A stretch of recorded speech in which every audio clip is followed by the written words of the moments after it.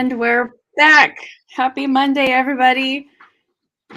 It's March 7th, and I'm already going to be apologizing because I feel like I'm cutting out. I can't see myself. The screen is not following me. I can't tell if you can hear me, if you can see me. I'm just going to keep talking. Welcome back to our Epic JEDI conversations on Monday nights. This is our third, I'm just going to call them seasons, because we do, like a semester's worth or up to 16 weeks worth of work and reading and conversations. So this is our third season. It's crazy. It's crazy that this is the third time we're doing it now. I want to welcome Richard McCrow. Thank you for joining me again. Hi. It's nice seeing you, Letty. Did you have a choice? I could just tell people you were cursed. We're going to cover a lot today. The chapters in Finding Latinx, which is the book that we're covering this time around. Let me grab that book real quick. Finding Latinx, In Search of the Voices, Redefining Latino Identity, and it's Paola Ramos. It's a great read. I loved her journey, figuring out, where different pockets and communities of Latinos are and the way that they identify, and across the United States and different parts of the US where maybe some of us, even like myself, because I grew up in California and I'm in the Central Valley. So I really focus on my community here and what it was like growing up here, what it's like being a parent, raising a kid here, what it's like leaving to go to school, to go to university, and then come back and getting jobs here, and then what it's like to support the communities now and the changes that have been made and how so many things have actually stayed quite the same. I do want to give a quick update on what we're doing with Epic. Personally, I'm teaching new classes, entrepreneurship classes, which have been so much fun in Bakersfield for Kern High School District. I'm going to be collaborating on some new projects and then trying to get paid off for other projects, and then continuing to grow Parent University project that I've been working on with teachers and schools for the last few years, and hopefully building on that. Richard, do you want to give a quick what's up with you? Yeah, I'm still employed at Bakersfield College. Still have a job. Things are going great at the college. A lot of big changes. We are going back to campus following the pandemic, and are starting to relax some of the mandates that were there, especially the mask mandate and checking into the college and scanning yourself into different rooms and doing those kinds of things. We're relaxing that. Looking at starting new programs. One program that I'm working on is a mental health worker program, and it's to facilitate outpatient professionals in running work groups, social groups, and try to build that and give that sort of expertise from the technicians that we're trying to build. And let's see what else. And yeah, I think things are going good. A lot of students are starting to come back. We started some late start courses this semester, and it seems like we got a rush of all of our students coming back the second half of the semester. So it's starting to get pretty busy, and that's all a good sign, because that means people are heading back to normal. Okay. Sorry, I'm getting a notification that this isn't coming up on LinkedIn, so I'm sorry. We'll post this later. We're going to go through the introduction a little bit, but I titled this session coming out as Latinx, because that's sort of like Paola Ramos's first explanation in the introduction of how she came to sort of embrace this this label. I think that it's difficult because there's a lot of disagreement about whether or not this phrase or this word Latinx should be used in the first place. I don't necessarily use it to identify myself. I say I'm Latina, I'm straight, identify as female. So I feel perfectly comfortable saying Latina, and but I'm also very comfortable saying Latinx. So I think it was such a great read for me because I got to sort of see how she explains it, like collectively, how this something like this could help people feel like they're part of a community, even when they don't feel like they're part of the or acknowledged as part of the bigger picture or society as a whole. So that's kind of why I wanted to go through because I feel like we really dove in with cast. I think that really took a lot out of us, and the information that was covered, and the way that we had to discuss the way that cast affects all of us in so many different ways. And this just kind of felt to me like, okay, let's focus now on a community that is also grappling within the community for how are we labeling ourselves, and it's a great book. So coming out as Latinx is sort of like the overarching theme for today, even though we're really going to jump into the introduction in chapter 1. So I wanted to ask, who the hell are we? Who do we think we are? To discuss what I'm thinking. Because like I said, there's a small part that I identify with, and I mean, I talk to you about it all the time. I think proximity lends itself to that. Also, it's easy to get carried away. I want to say it's easy for me to get carried away and emotional when it comes to things like this. And if I feel like there's discrimination or we're not focusing enough on certain things, then I become very what's the word, passionate. So I felt like after I started making the notes and rereading the chapters, I thought, what, like, who the hell am I to be having this conversation? And then I wanted to ask you, who the hell are you to be having this conversation? Like, Who the hell how, am I? how do you feel you kind of like come into this? Well, I think that that term Latinx, and I've asked you this before, like what is the appropriate term, and I think in my mind, for me, that I've ruled out Hispanic, like that's based on this book and the author's discussion, and I noticed that she I think she mentions it twice, and that's it in the book.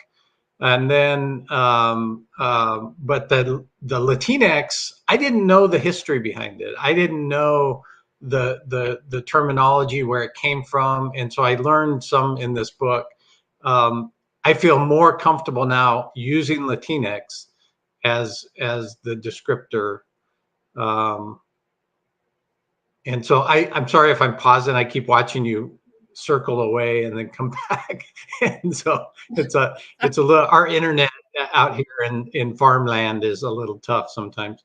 But I did, so I don't know. I don't think it's a place for me to discuss and determine, what I want to be identified as or what others should be identified as. I think that I need to listen, and that's given me the opportunity to have this conversation. Does that make sense? Yes. I'm going to push a little bit and say that, and there's no buffer for you tonight, but I want to push back just a little bit and say that I feel like, we've been discussing and you have been listening for a while now. So I feel like we're getting to the point where, as we think about these things, we're reading a book like this, and it impacts your work directly because of who your stakeholders are, the students that you serve, the families and communities that you serve. So then we're like, what else can we do? So we have this forum. I want to have a space to talk and discuss and bring people in, but also we're getting to the point now where I feel like what are we doing, what are we thinking about that where we can actually start to impact, like make positive changes in the circles that we run in and the work that we're doing. So for both of us, because I don't want to just have this Mhm. conversation and then not follow up. So um it's scary and there's a lot and we need help. So I think we'll have to keep starting to have those conversations with the people that we bring on. Okay, so Did I scare you when I said I was going to push back? I hope so. No. Oh. So You're heading this out. first, dang it. My jokes aren't going to land.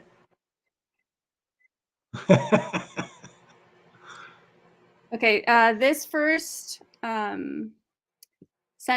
this first quote that I took out of the introduction, I think, right off the bat hits home. It's like in the first couple pages. She says there's a difference between passive recognition and really owning one's identity. And I think, and we'll talk, I'm going to bring up a couple of other things here, but I think this kind of speaks to me and probably speaks to a lot of people who have sort of felt like, especially if they were born here and came, like their parents were immigrants, they're children of immigrants. Um, and maybe there are a lot of us that don't speak Spanish or our parents' native language very well, so that that causes some problems. And so then you kind of lose that identity, especially because you're forced to assimilate when you go to school. So I remember doing this. I'm 45 now, so when I was starting to do this, I did struggle because I didn't speak English when I got dropped off at kinder, and there was no pre-K. Um, so language has a lot to do with it. And there's like I related to the passive recognition because it was like, yeah, my parents are Mexican, which means I'm Mexican. And it was like, no, you're in America, so you're Mexican American. And then even being asked, challenged on that. Why are you saying you're Mexican American if you were born here? So it's like constantly labeling and relabeling and paying attention to what people were saying, and politically, what does that mean? And in my own social circle, what does that mean? And in my family, what does that mean? And so there's a difference between those labels that, we use out in public and then really owning our identity. I think has really like shifted for a lot of us. And maybe I'm talking about me and my generation, Gen X, maybe some millennials, I'm not sure. What does it mean to really own your identity? I don't know if there's something that you can identify with that. Um, I'll talk a little bit more about my own experiences, obviously, but is there something that you feel that you can see the difference between a passive recognition of identity and really owning your identity?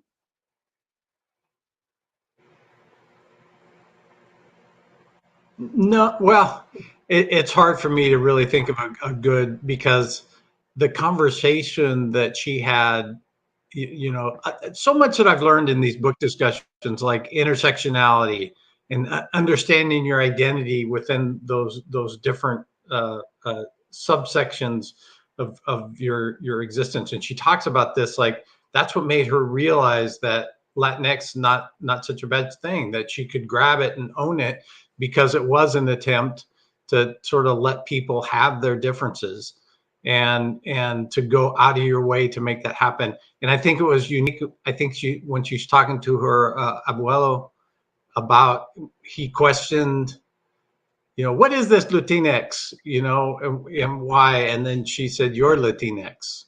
And because the way he had raised her and the interaction she had with her grandfather. And so I've never experienced something like that, to where my identity was, where I had to think about it. I know it's there, but not to where I had to really be passive and just identify myself. It's hard to say that I've really achieved that at this point.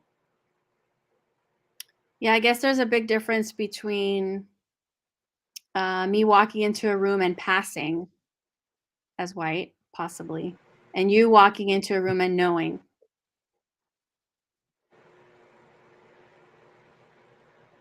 She talks about what we talk about, code switching a little bit, right? And this could also be body language and mannerisms and whatever else goes into how we identify ourselves. But she does say she had to wear different hats depending on the rooms she entered or the prejudices she encountered. So she also has an accent because she spent a lot of her childhood in Spain.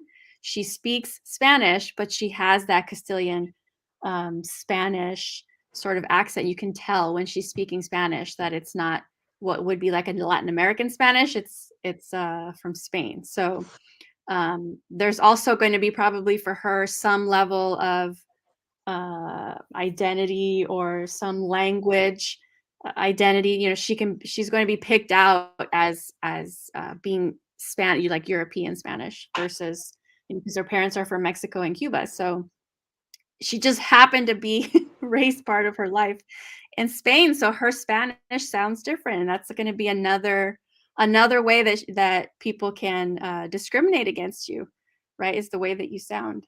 We have a comment here. Um, okay, this is a good one for right now. Natalie, she says, I think younger generations are very passionate about their Latino identity, and I think that's maybe it's trickled down. Maybe we realized, like sort of that boomer Gen X. I don't know what like the big waves coming in for Latin American immigrants. It just seems like it's, there's always a cycle. But, I grew up in the 70s and 80s. And so maybe that was a time when we knew at school there was no Spanish speaking and we didn't have ESL where I was growing. It was just all English. There was support, but it wasn't like we were identified as that until maybe high school in the 90s. So maybe there's been like this cyclical thing that's happening, and maybe Natalie, maybe she's right. Maybe there is like this for the younger generations, they feel very attached, it's almost like how passionate people get about, the way they identify themselves in high school and college and the cliques that we belong to. Now it's like, well, you know what? I'm also going to embrace this. Maybe they've seen it being taken away. Maybe they've seen it challenged. Maybe they haven't had the opportunity, or maybe they just grew up understanding that it was okay. Because I did not grow up that way.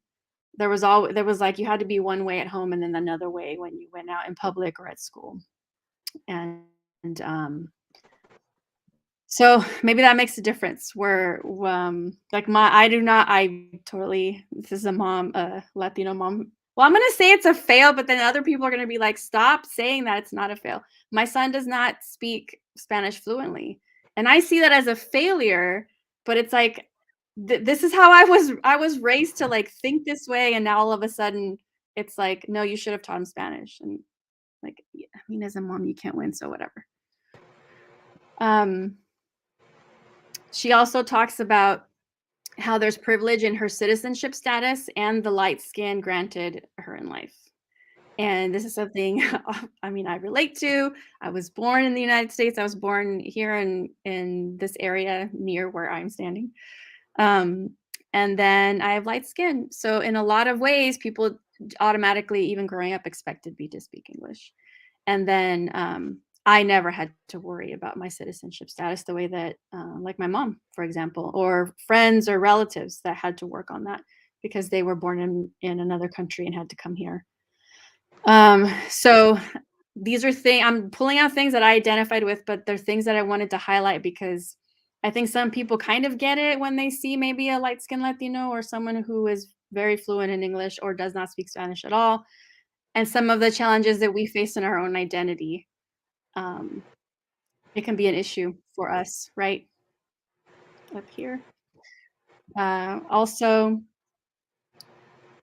there was like this resurgence, maybe, or because the term has been around for a while, but in 2016, that undercurrent of racism was exposed, and she talks about, um, I needed to know more because she had heard it and hadn't really been using it herself. And again, we're still talking about the introduction, so this is all about Paola Ramos. But she does share from Harvard, Dr. JEDI Hernandez, the X was used as a tool to counter Latin Americans' colonial history and ensure that indigenous people were not erased.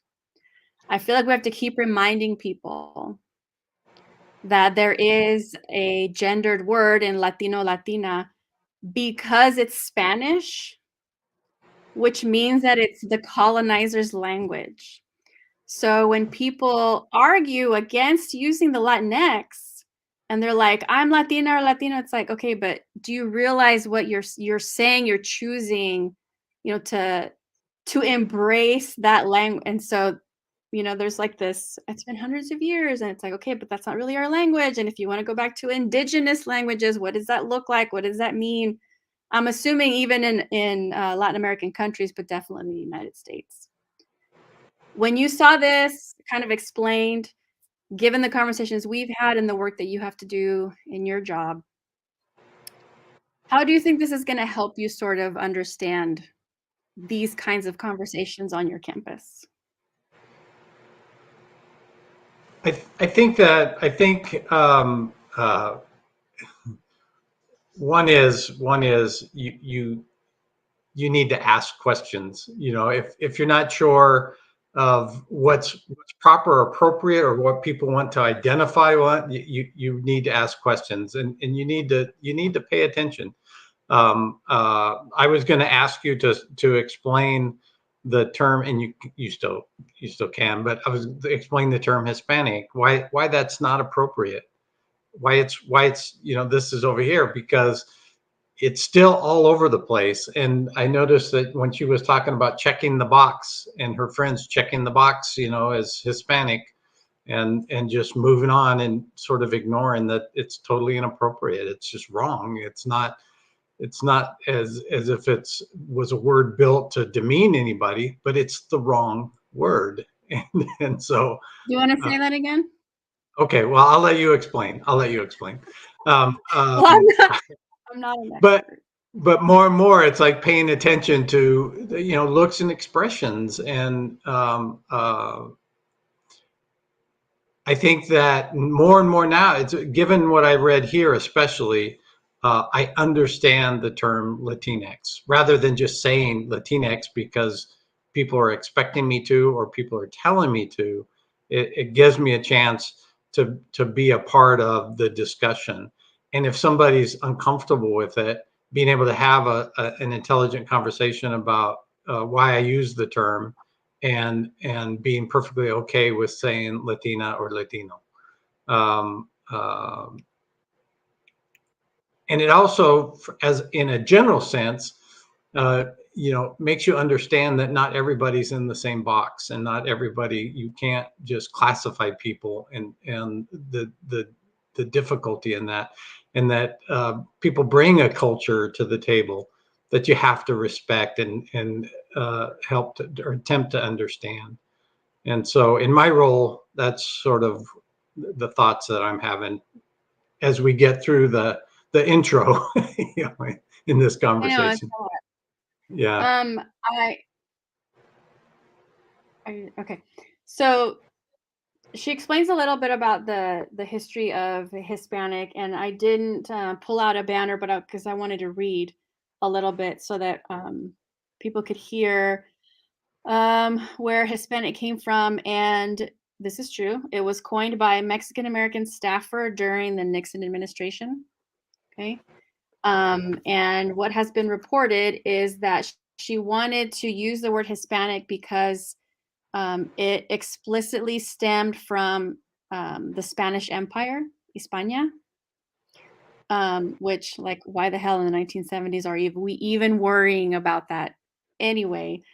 It was able to more closely associate the community with its white European colonial past than with the Latin American roots, which is insane that you're like consciously making a decision to say we're going to fall on the side of the colonizers instead of our Latin American people who are here and could possibly be voting for us. Everybody's white. So by embracing the term Hispanic, the community's historic ties to indigenous people, enslaved Africans, mestizos, those are the offspring of the colonizers and the indigenous or enslaved Africans. They essentially were erased from the picture, washed away as conquistadores, swept over the Americas in the 15th century. And so the story at that point is to whiten the community as much as possible. Okay, so if you say it's Hispanic because it comes from Spain, then it's European. It's not Latin American. So that's where it came from. And that, I mean, that's why people have been fighting all these decades. against that, because we keep maybe bringing up the whole idea of a colonizer, and people are like, that was centuries ago. And it's like, okay, but then why are you arguing with me about whether or not I can use Latinx? Why do you care? It wasn't your people. And then, I mean, do you have any questions about that? No, Why no, we feel the way we does it make sense? It doesn't help that it was Nixon's administration. Hispanic is basically a European term for people from Spain. It's an American term for term that identified white people from Spain. Is that no, oh my God. People are watching this live. Hispanic was used and added to the census to cover every single kind of Latin American person. Anyone who was not white and not Black and not Asian. That's like the rest of everybody. So if you're from any Latin American country, you had to mark the Hispanic box. But the problem is that that term reflects colonizers' identities, not Latin American identities. And it's just a word that they made up and decided to use. It wasn't related to anything real or official at the time. And that's why we fight against it. The cool thing, though, is that Latinx is used now started to use so often that in 2018, it was officially added to the Webster's Dictionary. And she talks about how, after the 2016 election and in her conversations with people across the United States as she visited these communities, it created this type of collective solidarity. Not everyone identified as Latinx, but it's almost like they sort of understood that it meant that they belonged to a bigger community, that it wasn't just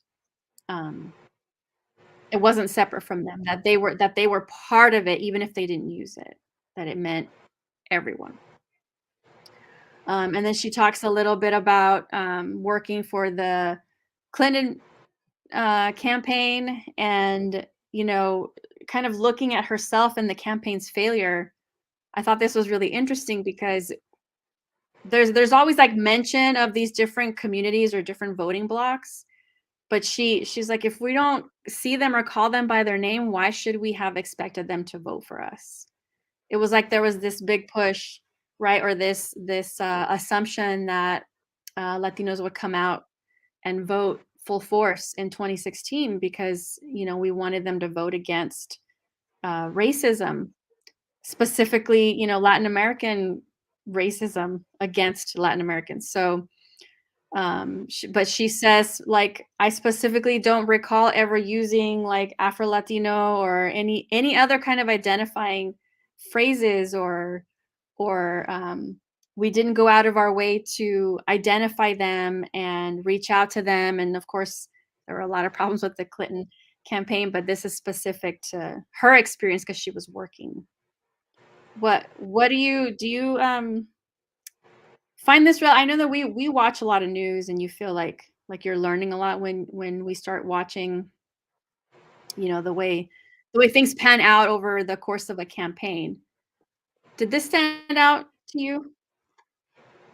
What do you think about it? Does it? Yes, it does. And I mean, for some reason, I'm thinking of O'Rourke in Texas right now, and his Spanish speaking, and he will speak in Spanish with the thought process is that he's gaining, a voting block, but you're truly not if given the discussion that we're having, that it's a really complex. If you're going to say there's one voting block of people that live in this country and live in different, and that's what I think her book is starting to lead to. I mean, I know we're only on chapter 1, but I think that it's very complex, and I never looked at it that way before. And so, so when I say Beto O'Rourke speaking Spanish and lobbying for the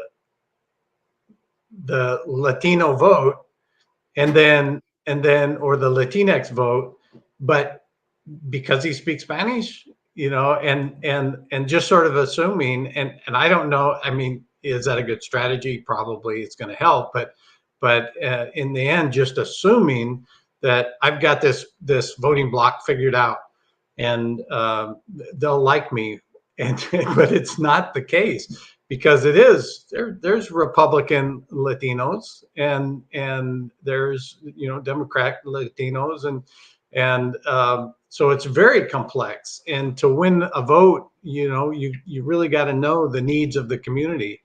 And for a community like ours, where it's 70% Latino or Latinx, then it's an important block in our voting structure. But how come we always seem to get certain people in there that don't seem to really care about that voting population?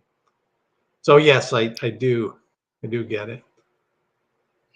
I guess it feels like it's the I don't know. People always think that they know, and we could be having like this conversation with someone who might be running for office, but then when they get into like strategizing sessions with their actual people who are strategizing with them, they always come back to it. It's like, if you just speak Spanish, and that's patronizing on so many levels. Like, you think that just because you speak Spanish and I'm going to listen to you, you don't even know where I'm from. Like, you have no clue. You're not even pretending to learn. You're just expressing yourself in Spanish. Like, we needed a translator. Um, and that's like the expectation, is that that's enough. That's never enough.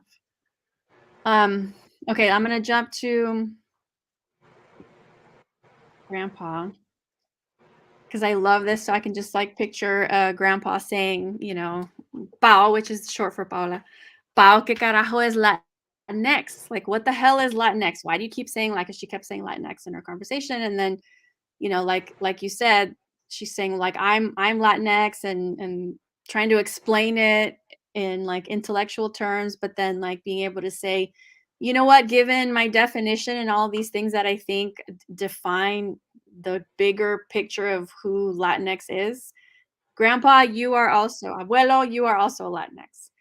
I thought that was awesome, because he very obviously encompassed, you know, like all of these different levels of activism and care and concern for his community. Um, I got choked up when I read this. yeah. Like, teared up, really teared. I don't know why. I was like, why am I getting so emotional with this? Just this section, and but I don't know. It felt like the pride going and respect going both ways, from a daughter to the grandpa, and then vice versa. And that when he was Right. like, oh yeah, I get it, I understand, and so yeah, reminds me of somebody else I know. Hmm. 2016, I wanted to throw this out there, will be remembered in American history as a moment that made a lot of us lean into our Latin identity. So, like I was saying before, there was some changes, I think, that kind of made us, maybe certain generational things made us feel like we need to grab onto this before it's taken away. But then also, I think, allowed younger generations to feel like this is the right thing to, I'm going to keep doing this. It makes a lot of sense, for my family, for my community, because they're looking at a bigger picture. So I wanted to throw that out there. Okay. And that was the introduction. And thank you, Paola Ramos, for a great introduction to this topic. Chapter 1 was called The Heartland, and I put in the parentheses the Central Valley. She started her travels. I posted about this last year when I started reading the book, how like I opened to the front page and then it's like the Central Valley, and I'm like, yes, this is amazing. I love this. I loved reading this chapter, because it talks about our areas here from Fresno County through Kern County and the surrounding areas, and all the ag that's around here. So it's called the Heartland, and it's the heartland of California, but obviously, of course, feeds the nation. And in this area, if you don't know exactly where we're from, maybe you could look these things up, Cesar Chavez and the UFW, and then the grape strike in Delano. Delano is where I was born. It's just a few miles from where I am right now. And there's a lot of history here, and this is brought up because of some of the stories that she got, the people that she interviewed specifically tied to ag work. So that's why we're talking about this. And she interviewed the daughter of immigrants whose parents worked in the fields, and talked a lot about, pesticide use and the abuses that the farm workers endured. And the strike was in 1965, but that doesn't mean that everything is fine and that all of the workers have rights and get breaks and get paid well and all that. It's there's always a battle. And so this quote here: when injustice is no longer defined just by physical abuse, it takes longer for the eye to detect right from wrong. So everything kind of seems like it's okay because they're not being beaten or made to work under duress, we think, or there aren't any armed guards standing by to make sure that they do what they need to do or whatever. It's 2021, or oh my god, it's 2022. I lost a year. So we're way beyond, like, decades ahead of or after the grape strike, but there is still abuse. It just may not be in physical, obvious form for the world to see, right? There's no photos that we can share or news stories. There are other things that we can worry about, but I really liked this and wanted to kind of bring our attention to that fact, because I think that farm workers get ignored. It's just like this food just magically appears in the grocery stores, and we don't think about it. So that quote was specific to pesticides, and I practice saying this word, but I feel like I'm going to say it wrong anyway. So, uh, damn, chlorpyrifos, maybe a derivative. This specific chemical, this pesticide, is derived from a chemical substance that the Nazis used as sarin nerve gas. I guess it's great at killing bugs, and it's used like across ag. So, no farm workers are safe. And in the Obama era, he was trying to ban it. He was trying to get it banned. People get sick. After years of research, people get cancer, people die. That's directly related to this. And so Obama attempted to ban it, but of course, when Trump took office, as he wanted to do reverse, this was one of the things that he reversed. So he reversed the ban on the pesticide, and then suddenly California accounted for more than 20% of its use across the United States because of all of our ag. And of course, the idea that you're spraying near schools and communities, and we live out in the country. So I don't know, do you want to share a little bit, just like based on your drive and looking outside, because we're surrounded by almonds? Can you talk a little bit about like what your experience has been, just like as a random, unconcerned citizen driving through this area? Yeah, I can. I can, talk a little bit about even living in the house where our house is, surrounded by great, and watching the screen, drive through it, and it gets all on my windshield, and spend days, large of my work day out in the fields. I think through, but imagine workers and be.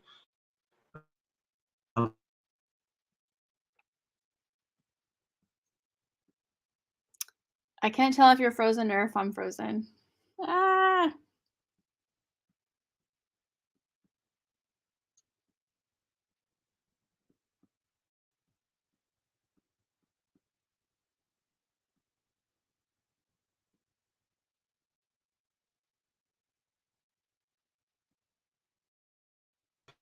You start Oh no, I think I lost Richard. people, Hello, Richard. and friends and neighbors from local, whether it's And I think that going through and realizing how to spray these fields, that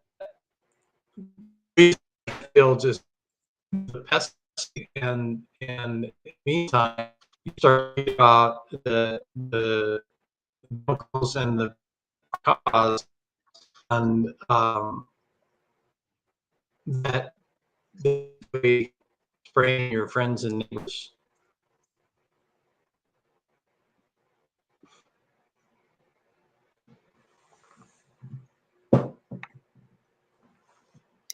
Okay, I don't know what just happened. I lost like half of what you were saying. Hey to everyone watching. I wasn't Sorry sure if about that. anybody was hearing it. I just kept okay. talking about farm workers and driving around the valley. Getting spray. Okay, so you drive through ag areas. If they're spraying, it will get on your car. Make sure you roll up your windows. Stay away during seasonal work. It's dusty. It's gross. But then that's just us driving through, right? So we're thinking about people who have to work in it. They're breathing it in. It's on their clothes. And then I just wanted to give a quick update that the EPA banned it last year. So there has been some progress. Of course, there are other dangerous things out there also, but this specific pesticide has been banned. The daughter that Paola Ramos had talked to. Yes. So to clarify, the banned chemical, which was initially banned in the Obama administration, but then that ban was lifted. So the past 4 years before Biden got into office, the spray that we were experiencing in the valley was that harsh chemical. Yes. Oh. Uh-huh. Okay. Yeah. Wow. Okay, so she talks about being born into this, into the valley, into migrant farm work, families. It's a product of systemic racism. So she talks about being deemed unworthy enough to breathe and live freely. It's like if you're born into this family and your parents do this kind of work, if your families are involved in this kind of work, then this is just what you get. Like you're here, this is going to be your life. Sorry about all of the cancer causing chemicals. It's how do you argue against that? Like if you say that to a politician, like what's the argument? I would love to hear somebody say that because we're born here, we're just like, that's just the way, earthquakes are one thing. That's not. You can move. Yeah, even though the primary livelihood is here and people are forced to stay here. I mean, it bothers me to know that we've been sprayed, but we have a choice. We live here in the farmland because we like it and we like being out, in the farms. Okay. I keep telling myself that. And so but truly, if my livelihood was in the fields, out in the farms, there should be an expectation that people aren't going to spray me with deadly chemicals. Yeah. It's not so, but then it's not just that also, right? It's there's human trafficking, there's sex trafficking, and then just as like a daily part of doing business, the things that women worry about in general, female farm workers are kind of put into a position where it's like the perfect storm for sexual predators. You're out in the middle of nowhere. Maybe there's like a culture, maybe it's not rape, but it's definitely, sexual harassment or all of those things that count as part of that, sexually predatory people in the fields. And then it can be harder for them to speak up and speak out because there's always a threat, especially if they're undocumented. they're put in a situation where they can't say anything, they can't go to the police, and then they have to earn money, like however they can to survive. So this is an issue. And then another part of that is this idea that the former mayor of Arvin, I guess Paola Ramos, interviewed him. Agriculture and oil industries keep people stuck in cyclical poverty. And part of that is wages, and part of that is just by the nature of where we live, I think. But he says, this is a quote, he's being quoted here, many people are too poor to take care of their own health, and then also too poor to buy the food they cropped with their own hands. So it's like, that's the cycle, right? They can't even afford the food that they're helping to grow and put out on tables in America. But then also the oil industry. So it's these, and for people who don't know, Arvin is in Kern County. It's like southeast of us, where we are, and very, very rural out there. So I'm sure, has seen. He does talk about, people are not necessarily worried about immigration in that town. They're more worried about whether their kid has asthma, right, or whether their drinking water is safe. It's like it's all related, but like, the jobs come first because people have to feed their families.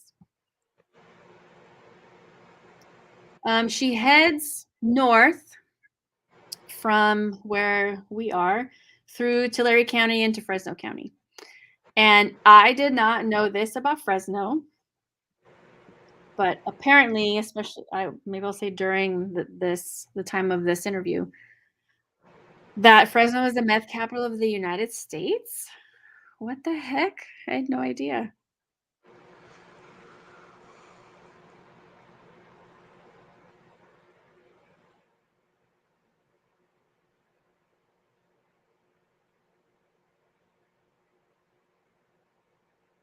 Do you have anything to add on that? Yeah, no, I didn't know that either. And yeah,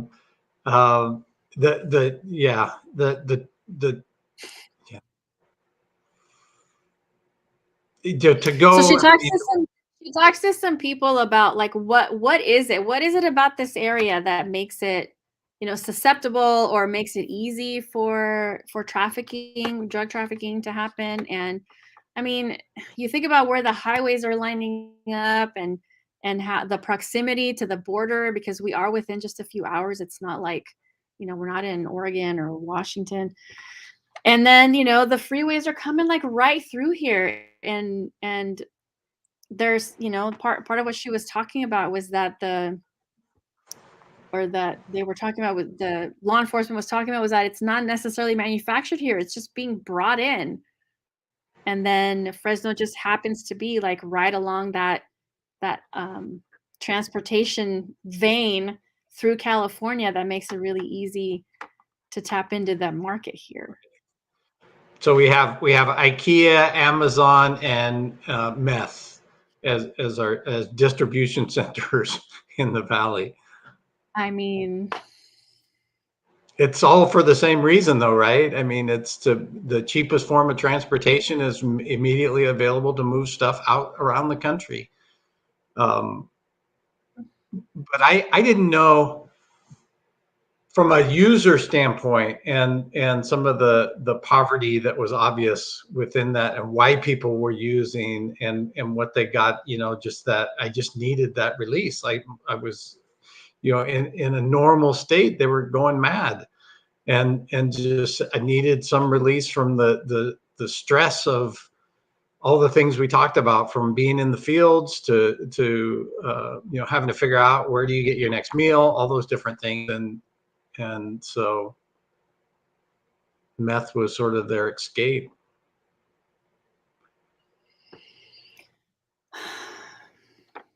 In terms of, closing out the Central Valley conversation, because I know we're ending on like a big bummer. And along the way, she's talking to people who are identifying, however they're identifying in these different parts of the valley, with the different kinds of obstacles that they're the same up and down the valley. They're the same up and down California. But then when you come into like this agricultural space and it's targeted, right? Like with drug trafficking, the idea that Fresno is the meth capital of the United States.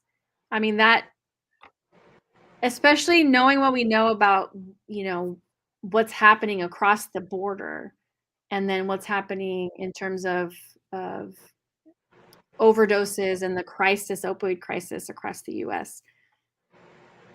I mean, are we not paying it? We're not paying attention. Is that what this is? That because Fresno is in the valley, because there's so much ag here, because there's a lot of brown people here. I don't know why there's not more attention drawn to it, but I didn't know that this was what, Fresno was considered. It's awful. So it's a big bummer, and sorry to bum everybody out, but this last quote might make you feel even worse. Almond trees are beautiful, but if people really knew what was going on, you wouldn't see them as beautiful. And this is a quote from the daughter that first talked about like being born into this system, like racism is just all around you. You can't even live or breathe free. And then this idea of what the almond trees represent. And yes, they're beautiful when there's blossoms. It's like, oh my God, so pretty. Everybody wants to take pictures. But like everything that goes with it, the work that has to go into it, the amount of water that has to go into it, the pesticides that have to go into it. And I mean, I can only throw so many stones, right? Because I drink almond milk. But I don't think the almond trees are beautiful. They drive me crazy. They give me allergies, and I hate that they're across the street from my house. So I'm just going to say that about almond trees.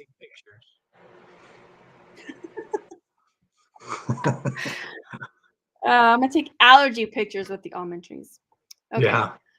You know what was incredible okay, about the... Oh, sorry. Let me just sort of put a positive note on some of the stuff we talked, because in the discussion in this part of the book, and I didn't realize this was going to be the case, but it really did focus on the territory in which Letty and I hang out. And the mayor of Arvin, we both know, and it was... Oh, here I go. I knew it was there somewhere.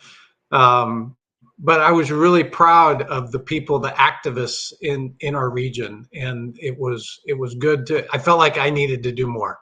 And so even though we're just starting the book, this truly is hitting home for Letty and I, because we are right here.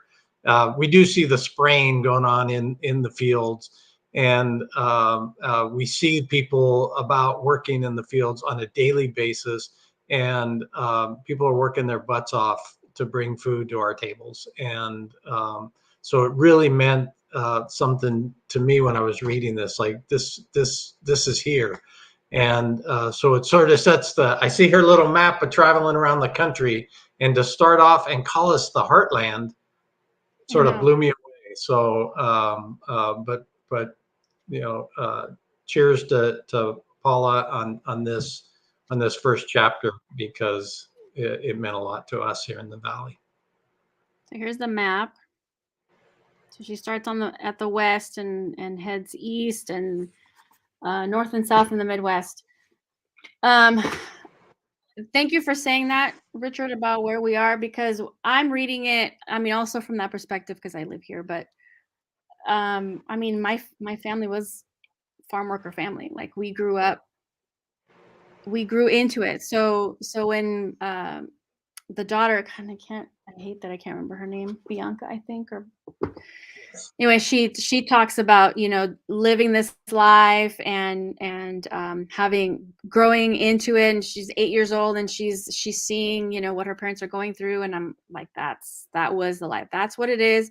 growing up here, that's exactly what has not changed. Okay, so in the last 40 years, from as far back as I can remember, like going to school and knowing my parents worked in the field and then going out into the field myself for not very long because I'm not, I just can't, I didn't. My parents were like, you need to go to school. And so I went to summer school all the time and I could definitely avoid it. It was almost like, um, missing out, but knowing that I was missing out on the hard work because my parents wanted me to do this other thing instead. But I grew up in it also. So it's like why I was so excited to hear or to read that she was going to start here and that she was calling it the heartland and she was calling it the heartland of the country, not just the Central Valley of California. So that was huge. And we're only going to learn more. That's only chapter 1. So we'll be back next week with chapter 2. But I want to remind everyone that March is Women's History Month. Go do some research, find some things, watch movies, read articles, follow podcasts, follow artists, all the things. And then I want to highlight my dear friend, Reina Grande, has a new book coming out in a couple weeks, A Ballad of Love and Glory.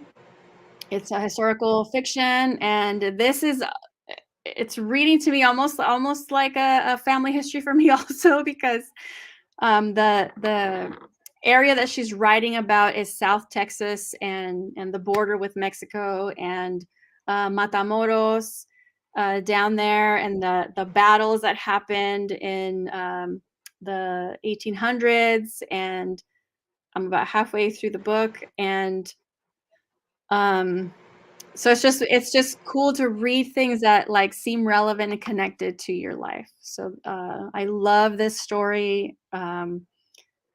Please go pre-order it, read reviews, and support Reina Grande, my awesome and amazing friend. And I don't have a banner for next week, so I apologize for that. But we'll be back next week, next Monday at 7 p.m. with chapter 2, talking about Finding Latinx, In Search of the Voices Redefining Latino Identity by Paola Ramos. Thank you for watching. Thank you, Richard, for hanging in. Sorry about the sound. And we'll see you next week. Bye.